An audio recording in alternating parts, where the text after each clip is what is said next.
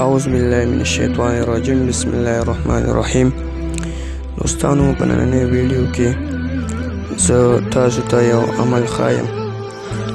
عمل د څه شي دپاره دی؟ عمل د څوک چې چاته دغه وي مسله وي چې یاره په ما باندې اودس زر اوړي او زر اوړي یا څه ورته وایي، هر څه مسله چې وي دغې باره کې، نو هغې دپاره ته دا عمل ښایم. څوک وایي چې زه په ما باندې نه اوړي که نه، نو هغوی چې کله اوده کېږي دا عمل لیکئ، یو صورت دی د قرآن هغه به وایي، نو انشاءالله دغه مسله به حل شي.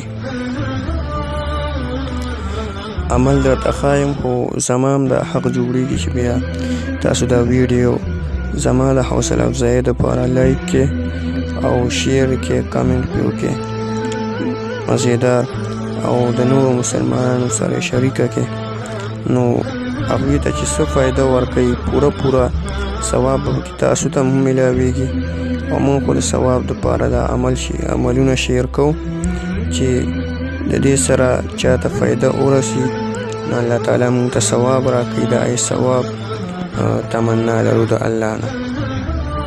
نو زما عزتمندو دا عمل درته ښیمه، دا به لایک او کمنټ کوئ، او نورو مسلمانانو سره بیا هم ضرور شیر کوئ. هغه د قرآن آیت دی، صورت دی، په سوره تبارک الذی کې دی.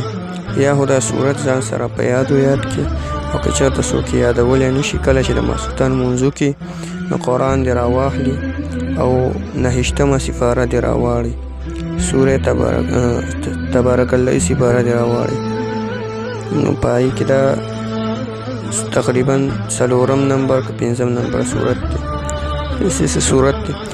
100 نمبر کې دی او نوم یې سورت نوح دی. سورت نوح دې راواړي او دغه صورت دې ووایي. د اوده کېدو نه مخکې دا وایي چې کله دا ووایي او اوده شي، نو انشاءالله په دغه شپه کې به د شیطان د په عذابولو نه او د اودس اوښتو نه به بچ کېږي.